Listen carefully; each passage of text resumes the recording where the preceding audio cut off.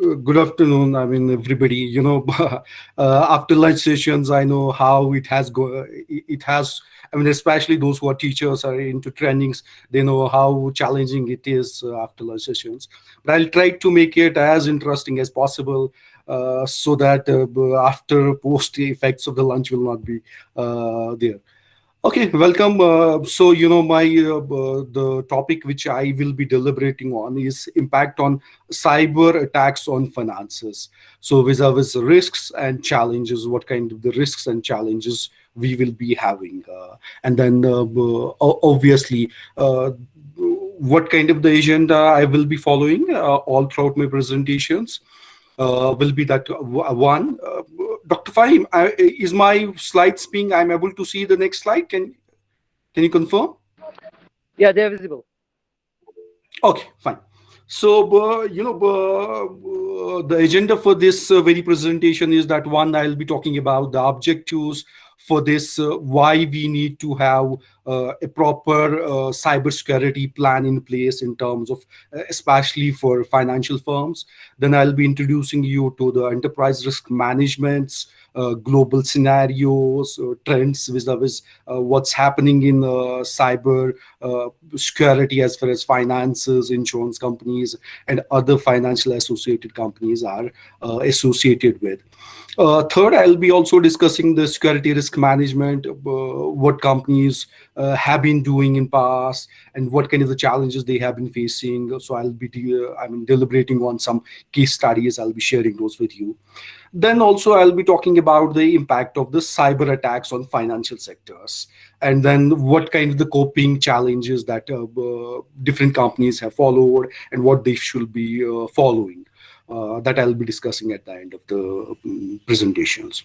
Now, straightway, let me go to the objectives. So, what are the objectives that one should keep in mind when we are having when we frame this cybersecurity policy vis-a-vis, especially for banks, financial institutions, that includes insurance companies as well. The prime the objective has to be there, that enterprise risk management and increasing complexity of the institutions. Nowadays banking has not been that simple that it used to be earlier. It used to be the transactions where you used to give loans, you used to accept savings. Now altogether there have been lots of products in terms of derivatives. You have securities, and then credit swaps, lots of things going on in the financial market. So that makes it too complex, and that makes it too vulnerable as well. I'll deliberate on that, how it's too vulnerable because of this as we are going digital. And then second is, like, I'll be also seeing one of the objectives is to how we see that improved cybersecurity knowledge and discuss management of cybersecurity risks. So, what I have observed, I have interacted with lots of management, banks in managements, and then they have altogether different risks. So they have been dealing with risks in terms of regulatory risks. They have been dealing in terms of risks vis-a-vis finances risks, default risks, other risks. But when it comes to cybersecurity risks, most of the managements who are sitting at the top, they have not been, they don't know much about it. But it has been now recently, because of the lots of attacks which is happening vis-a-vis financial companies. So that makes them aware and sensitized about the cybersecurity challenges that they have been facing. And third objective will be like there has to be a learning from others. There were like so many. I'll be sharing you the case studies, but I'll show that one particular bank has been attacked with a particular pattern, and then there has been some background noise. Turn off your mic, Arif. Hello, Dr. Fahim. Hello, Dr. Fahim. Mr. Arif, please turn off your mic. Yes, sir. Please go on, Can sir. you please turn off your mic? Okay. Thank you. Okay, fine. So then what other? So we need to learn from others. So learning from others will help us in understanding the kind of the risks they have followed, and what strategies they have devised to overcome this, and then sharing it with others. And then once we learn from others, we need to at the same time develop the capacities so that we are not facing the similar kind of the attacks. And also, I mean, this is a continuous process. So as COVID has made us to learn that never let your guards down. I mean, as still virus is prevalent, so is it true with the cybersecurity. So never let your guards down. So it's a continuous process where you have to keep on updating your technology. You have to keep on, seeing that what the new risks have been. So vis-a-vis accordingly, you have to plan your strategies. Now, because of the COVID-19, what is happening is like cyber risks in the financial sector has almost tripled from past decade, if we see. So, but if we see vis-a-vis COVID-19, there has been a slightly increase, but it has been slight, but then relatively, yes, it has grown up in financial sectors as compared to the other sectors. I'll be showing you the data as well. So this is not something I'm saying. This is IMF which is saying, which is like International Monetary Fund. They're saying that from past decade, if we see, it has tripled the kind quantum of the attacks on the financial sectors. Now, while this has not led to significant disruptions as of now, but then, these are substantial risks. And for the financial institutions, their staff, the customers, as we are moving towards more and more digitizing our these financial transactions, so the risk is increasing. So both institutions, customers, the staff are at high risk and are very vulnerable. So we need to protect, and we need to look cybersecurity through the prism of institutions. We need to look at through the prism of customers, and from the point of view of employees as well. So we need to protect it at all the three levels. Now, financial authorities, have been working on mitigating these risks, which includes international corporations. The key in this everything, key in the cybersecurity as far as financial institutions are concerned is they need to internationally cooperate. If they will not cooperate with each other, they'll not share the information, they'll not learn from each other, then, this is going to, you will see multiplying effects. You'll see, similar kind of attacks happening to banks, insurance companies in other regions as well. So we need to have international corporations. Okay. Now, before we go ahead and tell you, I'll show you what are the trends. You need to understand the cyber risks, its taxonomy. What kind of challenges it throws to us.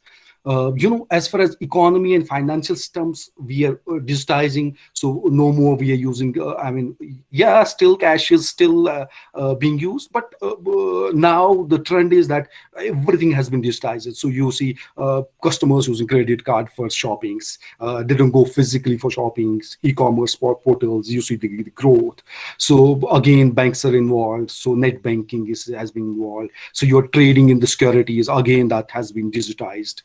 So insurance products, you buy, you sell on using IT platforms. So means like finances and economy are moving towards digitization. But when we say that it's a good trend, yes, it is. But at the same time, it comes with lots of challenges. It comes with lots of vulnerabilities in terms of cyber risks. So, cyber risk importance has grown over the years as well. Now, the cause of the methods vary. I'm sure there are like technical people who are attending this, and they know it very much better than I do. That the hackers, those who have been those ransomware attacks or the attackers, they use multiple methods. Unintended. There are people who have been using it. Unintentional incidents are happening. Intentional attacks have been happening with the banks, with the customers, with the employees. While we are saying about the methods, we need to see where they are attacking. They're attacking at the data exchanges, because that's where our core lies. That's where, the everything revolves around the data. So you have your customer information on your data exchanges, that includes their customer numbers, the usernames, every the data that's available there. So the protection of the data exchanges needs to be here. So in some cases, globally, what has happened is that cyber attacks have involved threats that have like inserted themselves into trusted data exchanges, and the data breaches happened, and lots of millions of worth dollars have companies have lost in those attacks. What are the consequences? Consequences can be severe in terms of one, that it impacts the person who has been attacked, it impacts the institution, but it has also multiple effects, multiplying effects in terms of. I'll share that with. I'll discuss that point when I'll discuss the case studies later on in my presentations. Now, I was going while I was like studying about this. There have been research by Cheng and Noang in 2020, a very recent research, which they have formed a work from home index. And they have computed work from home index versus cyber events during this COVID period. They have computed, and what they have found is, if you can see this, in financial sector, the threats have increased, tremendously compared to the retail sector, manufacturing sector, real estates, wholesale traders, even information services that include software companies, and then education services as well. So you can see the trend line they have drawn, and then you can see that where the financial sector this have, you see the trend that has increased in this COVID-19, which I was telling you earlier as well.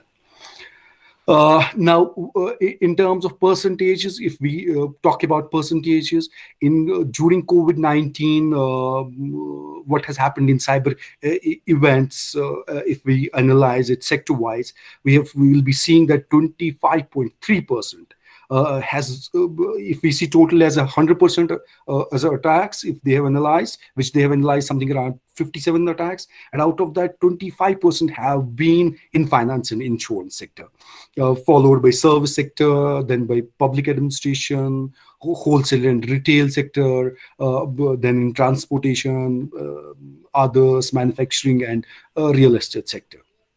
Now, there has been, interesting data by International Monetary Fund, which shows the kind of the trend that we have been seeing from 2005 to now 2020. You see the kind of the increase in data breaches that have happened over the years.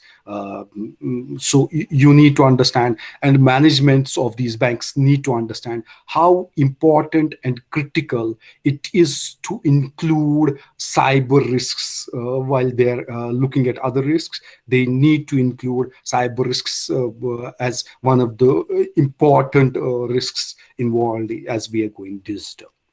Now, why is it important? This is also important because of the financial stability of whole of the banking and financial sector.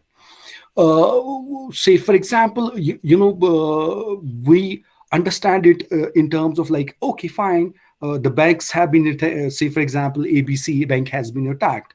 So the attack is restricted to that very particular bank, or if the customer data has been breached of that. But no, it has, as I was telling you, it has a multiplier effect. So not only that bank has been affected, but associated customers, associated borrowers, associated people who are linked with that bank get affected as well. Because at the end of the day, it's the public money. It's not the private money that has been, banks are accepting the payments, they have been accepting deposits from the public. So it's a public money. So if somebody is making a breach and taking out way, and that comes under the attack, so means it's not only the problem of the banks or that very particular financial institution only it restricted to. It has an impact on the that very bank, but associated customers, associated clients of them, those people who have insured these, then the regulator, then country. So everything is actually interconnected these days. So you cannot see it as just as an individual attack on a one particular institution or at an individual. So financial stability is at the risk, and especially when it comes to the finances, we have to be very cautious, because if this industry is all based on the trust. Say, for example, if we tomorrow see that particular ABC bank has defaulted, they have not made the payment to a particular customer, it will not have an impact only on him, but a word of mouth, or now because of the social media, other things, it can have an ripple effects, so which can lead to a collapse of a bank, or maybe even the whole banking financial system. We have seen that in past, as far as subprime crisis were concerned. So that led to the recession, the kind of the quantum of the losses that financial institutions suffered. So similarly, we have to be very careful with the cyber attacks. Banks, especially managements, have to be very careful and take it very seriously, because financial stability of whole of the system is involved. And similarly, you will see, as I was telling you about the spillover and interconnectedness of this, you can see in right from the 2004, this is IMF data, by the way. So you can see that kind of the data breaches and data has been exposed then over the years. 2018 has seen the highest data breaches as far as IMF data is concerned. Now, what's happening is like there's a trend in particular, like months. There have been analysis of the data. People have analyzed so month-wise. So, for example, comparing it with 2020 to 2021, this data is up till June. So you see the kind of the trends you see. So, for example, if we were having in Jan less than 15 last year, now that has gone up to even 20. So similarly in Feb month, you'll see there is a clear trend of increasing attacks. So ransomware attacks. So obviously, accordingly, we will have to, banks, financial institutions will have to plan accordingly.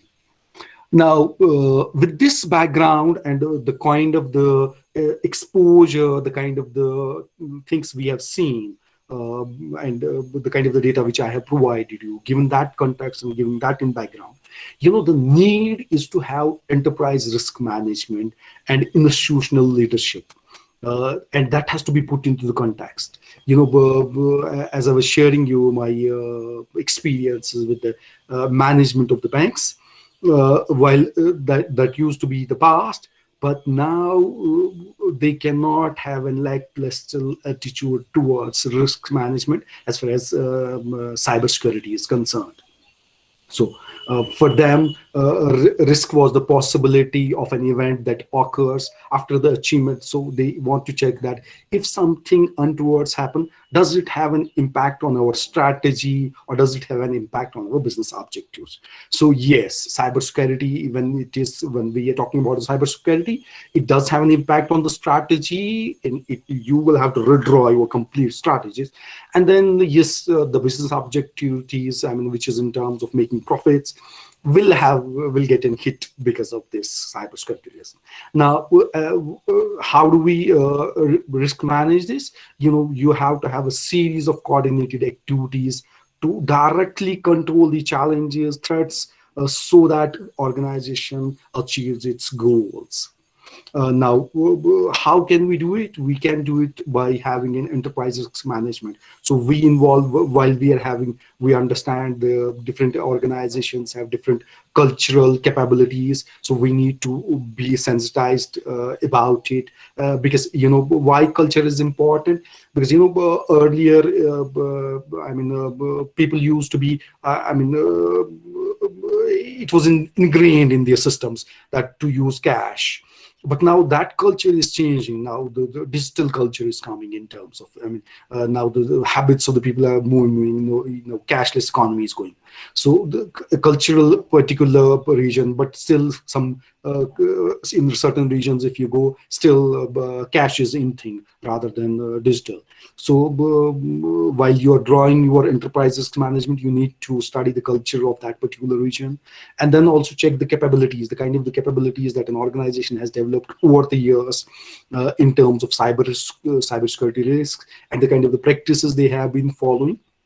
But while we study these cultural capabilities and practices, it has to have an integrated strategy, because you cannot study culture in isolation in terms of the capability and then practices, what kind of the practices they have been following. It has to have an integrated strategy where you check then organizational performance, and then see how do they manage the risks of by creating, preserving, and realizing their values. Now, once you are having this enterprise risk management and institutional leadership context, you need to also understand that when it comes to finances, the focus has been, as I was telling you, that for the top management, for the leaderships in these institutions, focus has been on financial risks. Let's compute that risk. Let's see how we can deal with it. How will we mitigate it? How will we address it? So that has been the focus. But vis-a-vis over the years, then what has happened is reputational risks has been included. Regulatory framework risks has been regulatory risks in terms of, say, for example, government makes a change in a particular regulation and what kind of impacts it have. So again, a risk is involved. Then strategies, if something goes wrong with the strategies, so the strategic risks have been computed. Now, in all this framework, one more risk has been, has to be added, and has been, almost added by almost all the financial institutions, because that's the need. If you are going digitized, if you're going digital, then you need to have and compute and take measures and actually aware your staff with the cyber risks as well.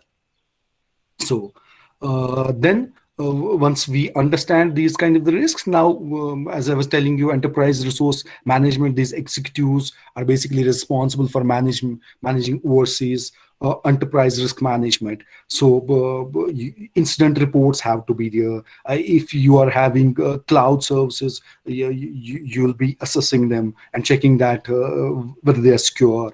IT acquisition plans have to be in tune with the cybersecurity. You need to have a separate cybersecurity budget. You need to maybe if you don't have the capabilities, or you have the enough capacities, you need to outsource those services, and maybe use other experts around to take their help vis-a-vis cybersecurities. And then you need to also, there has to be maintain records, so that we report these incident reports, goes to the regulator, goes to the concerned people. Risk assessment results have to be shared, and the top level policies have to be framed. There have been 5 particular questions which I actually over the years have actually come up with, that all the CEOs, that chief executive officers of any firm, especially the ones who are into finances, should ask about the cyber risks, about the cyber risks.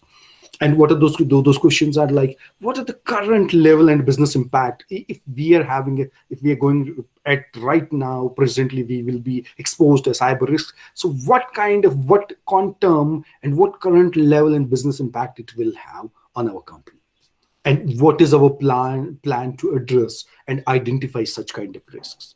How is our executive leadership informed about the current level and business impacts, then cyber risks to our companies? How do our cybersecurity programs apply industry standards, best practices? So you cannot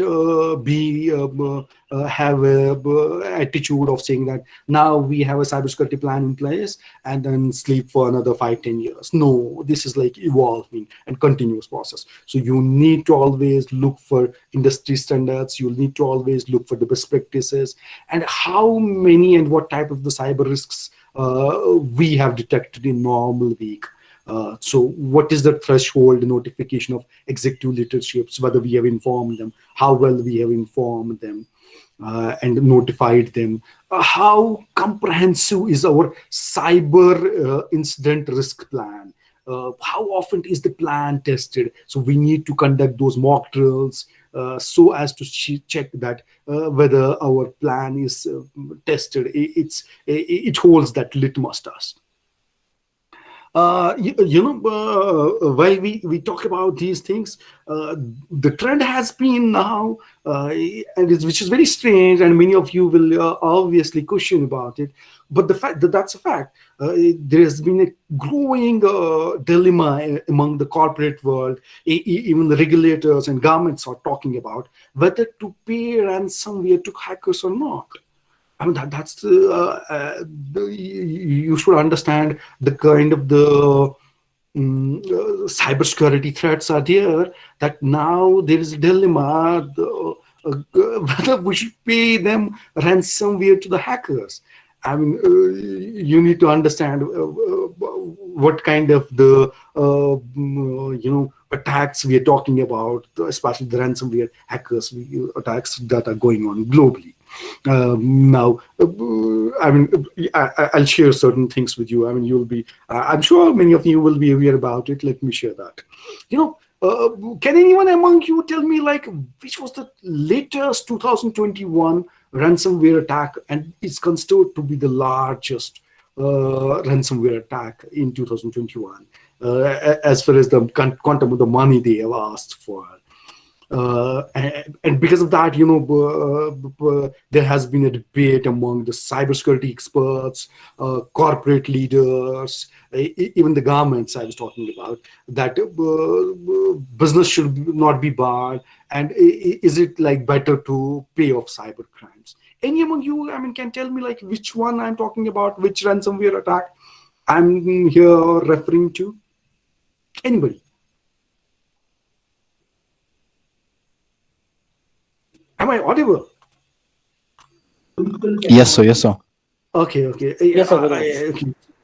Okay. So anybody aware about of this ransomware attack? Latest one, 2001, and it's considered to be the So, largest ransomware attack. like worrisome. Worrisome, yeah, worrisome, and the kind of the quantum of the money that was involved. So, can you are you aware of that? Okay, no worries. So let me share that with you. That's as latest as July 4th. That had happened in weekends. A US-based software company by the name of Casey, where a ransomware attack happened to them that involved 1,000 of their customers worldwide.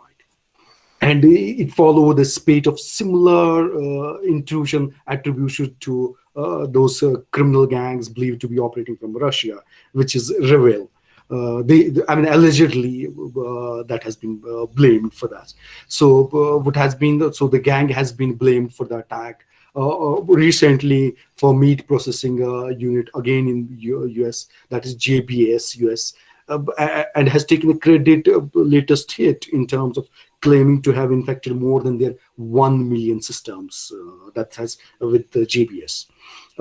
And now the group is demanding for $70 million ransom in crypto. That too, they're very, very smart people out there, and they have been asking money in terms of ransom attack in terms of cryptocurrencies in return for a universal key to unlock their affected machines. The ransom payment would be, I mean, this is the highest amount that has been so far asked by the cybersecurity firm records, as far as the records are concerned.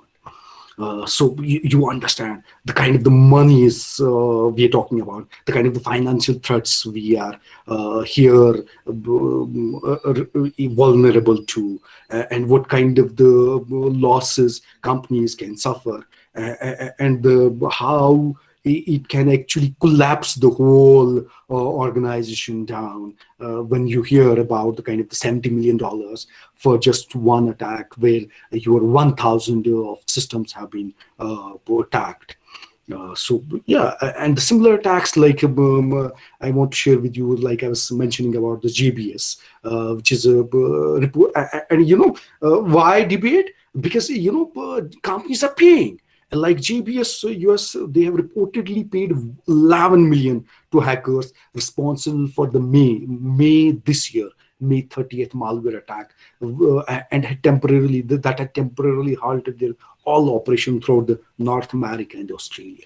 So this is not something I'm saying, but these are news reports, and you need to be aware. I mean, see the kind of the so means you first understand not that that they are not aware. They would have in place intact their cybersecurity plans, their everything, but still they were affected. They got attacked. So how challenging this has become for the companies, and kind of the instability it can bring, and the kind of the financial impact it can have on your company. You see, the JBS was forced to pay 11 million reportedly. And similarly, there's another company, Colonial Pipewell, paid 4.4 million in ransom after they were hacked and forced to shut down all their fuel lines in US. And that happened on May 7th this year again. So this is something to tell you, to sensitize you, the kind of the quantum of the money, the kind of the financial impact, the kind of the risks we are talking about, and the kind of the mitigation measures that we have to have in place. If we don't take it seriously, this is going to be the repercussion. These are going to be the impacts. And now these were the current trends this year that has happened. And now let me go back to the financial companies, banking companies, which have seen attacks in the past globally. This is very interesting case as far as JP Morgan Chase is concerned. One of their employees by the name of Peter Persuade. Again, it has not been proven in the law yet. Cases are still going on. But then, reportedly, it was being that it has been said that he was selling the personal PIPs, personal identifying informations, to third parties. That included even personal identification numbers of their bank customers. So means like your employee, you need to be not only careful with the attackers outside, you have to be careful vis-a-vis the internal employees who are working for you. So you need to have a strategy in place for them as well. So that was that happened in 2014. Initially, it's being alleged that he sold that initial information for a very small amount, which is like $2,500. But later on, he on 4 additional accounts, he has allegedly being sold out in that information to the tune of $180,000, which is like, okay, good sum if we talk about in 2014. Similar kind of events happened with the same financial firm, JP Morgan Chase. One of the investment advisor, Michael Open, was accused in civil complaint of stealing more than $20 million from the bank's clients. And he didn't did it in one go, but over the time he used to do it from 2011 to 2015. So while these cybersecurity experts need to be aware about the threats from outside, they have to be equally careful and aware about the people who have been so the threats can come from the internal as well. So internal threats have to be also considered and taken very seriously. Now, again, I'll share some insights. But why I'm sharing this? This is very important because until unless seeing is believing, until unless these, especially with these bankers, these financial institutions, they believe in hard data. They believe in if something has happened. That's the where then they come to believe no. If this can happen to a big institution like JP Morgan Chase, Morgan Stanley, and there are other buying banks, then they something. Then they come to the terms. So that's why you need to be aware of what's happening recently, what has happened in the past, and what has happened in the financial industry as well. Now, coming back to the 2015 incident. As far as Morgan Stanley is one of the, by the way, this is one of the largest financial companies in the world, was forced to pay 1 million penalty. That's the penalty. Because why? Because they couldn't protect the customer records that was breached. The company lost in that breach. The company has lost something like 30,000 customer records to the hackers. And then because of that breach, they had to pay to the penalty to the tune of $1 million later on. And so consider the kind of quantum. I'm still again giving you this. Consider the quantum of money, huge money involved in it, huge financial risks involved in. Another incident. Now coming back from internationally, US, UK to South Asia. In 2016, Bank of Bangladesh. I'm sure many of you would have heard it because that was like very talk of the town that time. In 2016, Bangladesh Bank underwent a massive cyber attack to the tune of $81 million disappeared, and till date I'm talking, there has been no traces of it. So there have been experts working overnight, everything going on. So lots of experts, lots of international these cybersecurity experts involved, but they have not been able to trace the whole track of it.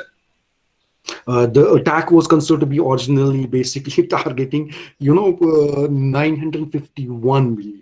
But then they ended up in having only 81 transactions, and how that got basically other $850 million, because there was like a spelling mistake that was made, and then through the SWIFT networks. So that's how the rest of the $850 million were able to save through SWIFT network.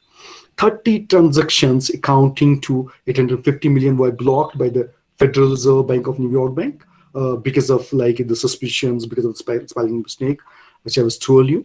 Nearly almost 101 million was transferred from Bangladesh bank accounts to New York, to Philippines-based regional commercial banks under fake names. They're very sophisticated people out here. They know end-to-end game plans, which later disappeared into casino industry.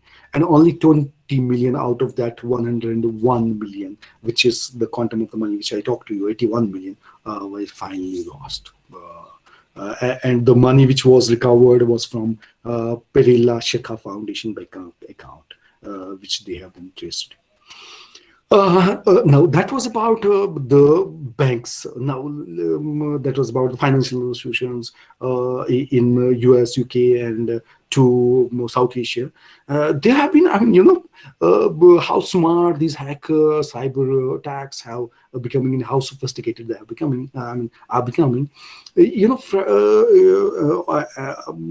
2018, a fraudster exploited somebody. There's a person by the name of Michael Tinamouth. Just by his angry tweet, he was actually duped by almost $8,000. And how did it happen? Michael duped was having a business account with Barclays, and because of some, due to some delays in opening a new account, he started complaining and on the social media, on Twitter, and wrote about them that this has happened and I'm not happy with you. And in this frustration, he wrote that, which is obvious, customers do that, wrote that on Twitter.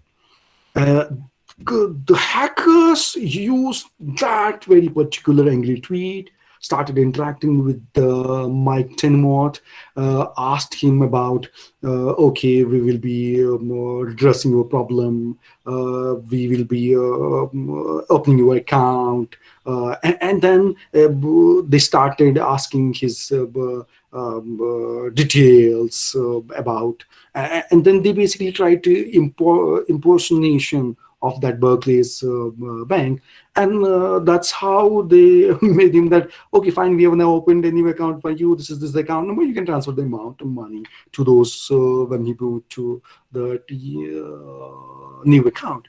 So these frustration tweets where you can get exposed, and where these hackers play a role. So you need to, as I was telling you, the need is not only to sensitize, train, aware these managements who are sitting at the bank or bankers, but the need is also to sensitize customers as well, and how individuals can be at risk. And just by simple to social media post about your finances and other things, you can get exposed to and can land up in a trouble like Mike Tinmoth landed up in. Okay. Now we talked about international scenario. I gave you the trends in South Asia, individuals. Now let's come back to the India. So what's happening in India? So as of now, there has been over 4 lakh malwares which have been found in India. So you can understand what I'm talking about. And India's National Security Coordinator, Lieutenant General Rajesh Pant, has said that each day we are facing 375 cyber attacks each day. So banking sector, which says faces like that, accounts for almost, out of that attacks, 22% have been happening on these financial companies. Banking sector is involved. So understand this. Now, as far as the startups are concerned, already Whitehead Junior, Big Basket, Dozono, Unacademy, they've all been, reportedly have had a data breach. So, how critical is it for the companies? Now, let me give you the certain cases of India as well. So there will be participants who will say, oh, you shared the cases of America, you shared cases of UK, South Asia, but then nothing about India. No, not the case. I will be sharing that with India as well. In just 2 days, 94 crores gone. And which is the company involved? Cosmos Bank, cyber fraud. Many of you would have heard about it. In 2018, in Cosmos Bank, when these hackers siphoned away 94 crores, and that's not a small amount, and it is a huge amount, and it's not somebody's private money. When banks are affected, as I told you, it's a public money, so the public money is gone. So how they do it? Hackers hacked into the bankers' ATM server, took away all the card details, wiped off money from 28 countries, and immediately withdrew the amount as in they were informed. So what's lost? So we have lost 94 crore, 94.42 to be precise, 13.92 crores via SWIFT transfers, and out of that, 80 crores were ATMs, as I was telling you, in 28 countries. That included 61 lakhs in Jaipur and Indore. So not only in other countries internationally that happened, that card swaps, but that happened in India as well, in the states of Jaipur and Indore, which later on police investigated and got to know about. It was only in Pune that police have so far recovered 40 crores. So understand the kind of the quantum we are talking, and how banks have been affected in India as well. Now again, ATMs, Canara Bank, 2018. 300 ATM users were hacked and wiped off 20 lakh. Not a big amount, but yes, for somebody even amount of 1,000 or maybe 5,000, that means a lot. So 20 lakh rupees wiped off from the bank accounts. How did they do it? This time the methodology was different. They used the skim devices to steal information from stolen, and then took away those 20 lakh rupees. Then we have seen banks intervened. They started enhancing that security features in ATMs, which we have seen, and then security cameras were installed in the ATM at various ATMs. Now, again in 2018, 1.1 billion Indian Aadhaar cards details were leaked in 2018. And that's considered to be one of the massive data breaches. So, like, that has around 210 Indian government websites were hacked. So the data breaches that includes Aadhaar, PAN cards, bank accounts, IFSC codes, other informations. I mean, all the informations was wiped off. So understand the kind of the hacks we have witnessed. Then again in India, we have seen SIM swap scam, where two hackers from Navi Mumbai fraudulently gained SIM card information and allegedly transferred bank accounts of rupees 4 crore that were, actually transactions were made online banking. So, for financial sectors have been vulnerable to these drugs in India. So what kind of preventions as a customer, as an individual that we need to take is that we need not to share our personal informations to unknown domains. Don't, if you are, that's an unknown domain to you, don't share your information. That will try to minimize your risk of sharing the personal informations with malicious contents. Now, although I can skip a slide, but then still, those financial industries, so I gave you the instances, I gave you the examples. Now, what kind of the types of the cyber risks they have, these financial industries have witnessed? These have been large-scale anti-fraud bypasses, ATM malwares, account-centric frauds. So, actually, this is very important because it's common type of the fraud. So mainly concentrating on stealing and hacking your sensitive details like account number, OTPs, passwords, phishing, identity thefts. So somebody else trying to breach and telling you that on behalf of bank or something that they are impersonating. Then threats from the employees. I shared those case studies with you.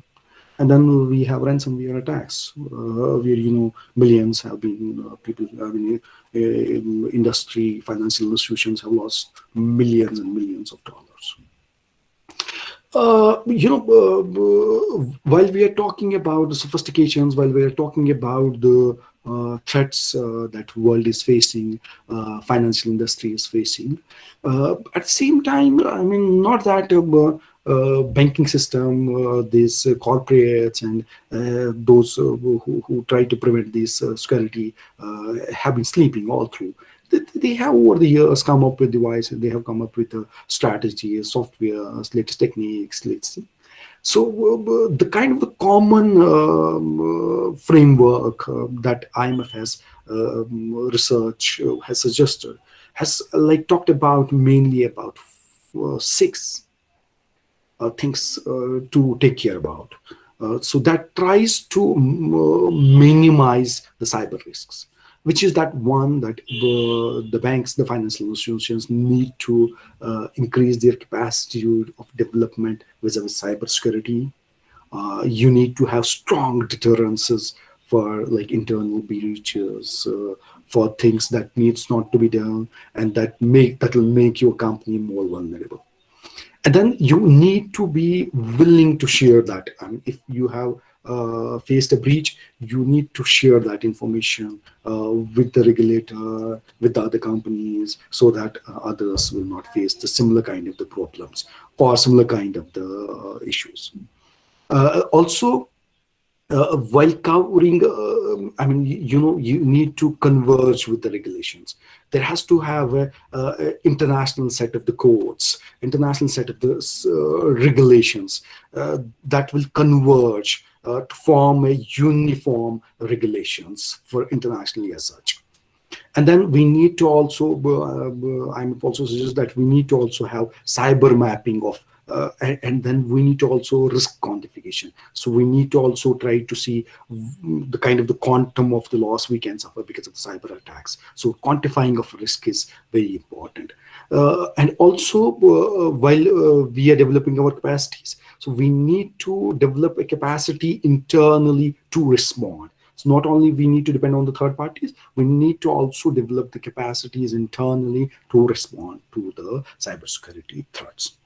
Now, that was IMF effort, but then there are other things that have been experts that over the years, based on the learnings that we have had, that banking sector, particularly banking sector, should be following. That's access to the security, cloud security. You need to review it, cloud infrastructure. You need to check that what kind of the best practices are there, whether you're following the compliance standards. You need to also see that multi-factor authentications are on there while accessing your cloud security. Then also you need to continuously, because I was telling you, never let your guards off. You need to also continuously monitor your cloud security, automate threat detection. Then potentially maybe you can use vulnerable management tools before they become a problem. So it's equally important that we keep on monitoring the cloud securities. Then you need to also at the same time establish strict access management policies for the employees, because as shared with you already, how employees can, there can be internal threats as far as cybersecurity is concerned, that you need to restrict your access to employees who can then sell these informations to other third parties, and then can lead to a bigger cyber attack on you because internal information. So you need to have those strict access management policies to protect your own organization from within, because you can be very good and have put in firewalls, you put in cloud management, you have access, but then if you are not able to control your data exchanges, other things, your key are very vulnerable in terms of to within. So it's equally important that you try to have strict access and control on internal employees as well. So you need to protect your organization from within. That's the key. Many of such attacks have happened within that. Also, there has to be an increasing awareness among the employees.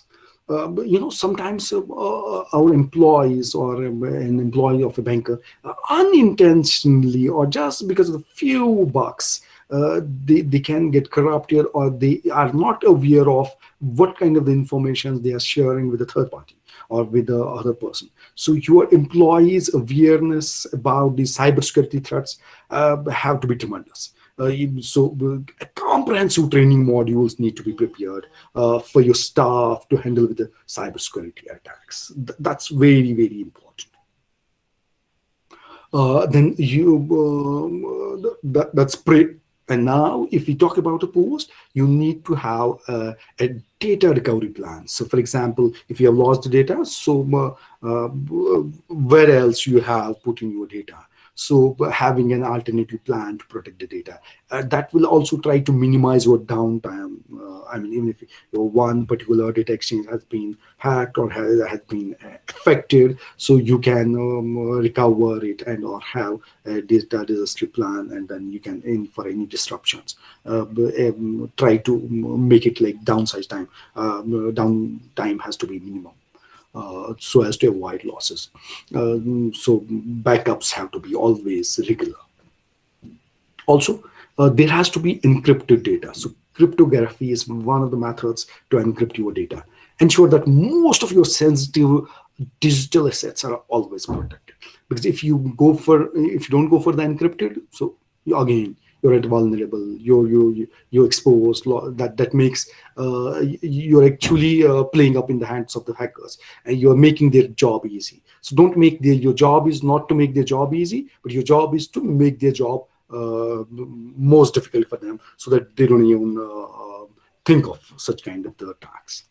Now, cybersecurity trainings has to be there. As I was telling you, that has not to be with the employees or lower employees. That has to have a cybersecurity training for the managements, because at the end of the day, they're the people who will assign the budget for this. They're the people who will actually make the policies for this. They're the people who will actually assign the different people. They understand the need for it. So cybersecurity trainings is must for actually people who are at the top, and given the importance, we need to have cybersecurity professionals within as well, within the company, so that they are up to date of keeping their information. So it's not that one time you have done the training for them. No, it's a continuous process. Lots of things happening daily, each day, vis-a-vis cybersecurities. So you need to keep on continuously brushing up your skills, giving them continuous trainings. So that has to have a continuity and continuous and relevance vis-a-vis the trainings are concerned. And then while RBI, that's Reserve Bank of India, the governments, respective governments, and other central banks are actually taking proactive steps to battle cyber attacks. They are also evolving with newer technologies of cryptocurrencies, blockchains, as you are aware about. So this gradual increases the need for the cybersecurity as a part of the design architecture, intended to detect steaming attacks in real time rather than repeating the damage. With this, I would like to end my presentation here.